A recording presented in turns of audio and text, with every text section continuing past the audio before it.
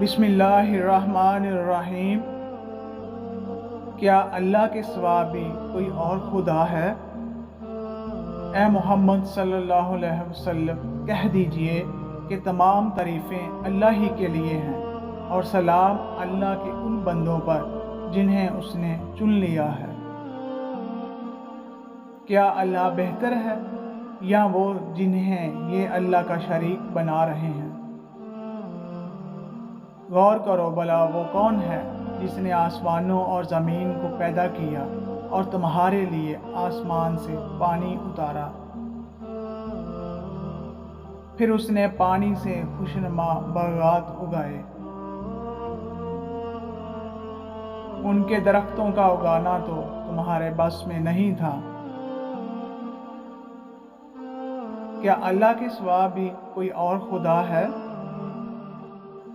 بلکہ یہ لوگ تو ہیں ہی راہ راست سے ہٹے ہوئے۔ اچھا دیکھو بھلا وہ کون ہے جس نے زمین کو خاص طور پر بسنے کی جگہ بنایا اور اس کے اندر نہریں جاری کر دی،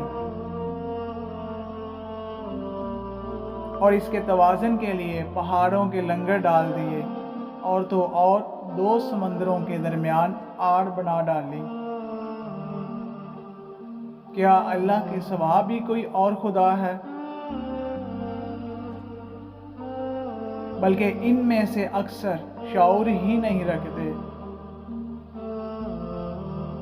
بھلا وہ کون ہے کہ جب کوئی بے قرار پریشان حال اسے پکارے تو وہ اس کی فریاد سنتا ہے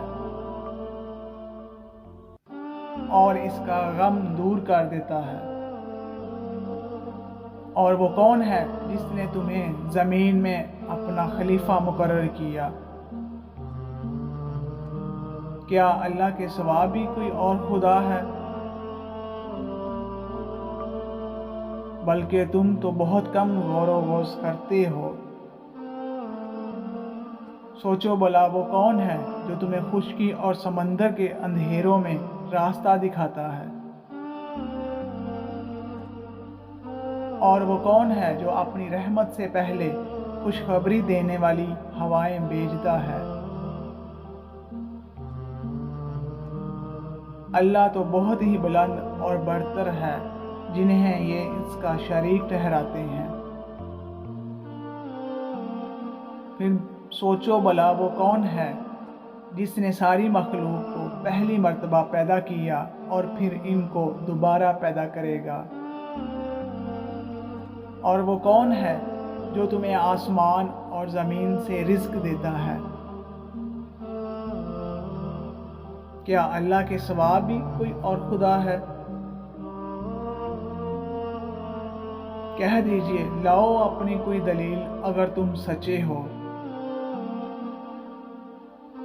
ان سے کہہ دیجئے کہ اللہ کے علاوہ آسمانوں اور زمین میں کوئی بھی غیب کا علم نہیں رکھتا۔ انہیں تو یہ بھی شعور نہیں کہ یہ کب مریں گے اور کب دوبارہ زندہ ہوں گے، بلکہ آخرت کے بارے میں تو ان کا علم ویسے ہی بے بس ہے، بلکہ اس کے بارے میں تو یہ ہمیشہ شک میں ہی مبتلا رہیں گے، بلکہ یہ اس سے بالکل اندھے ہیں۔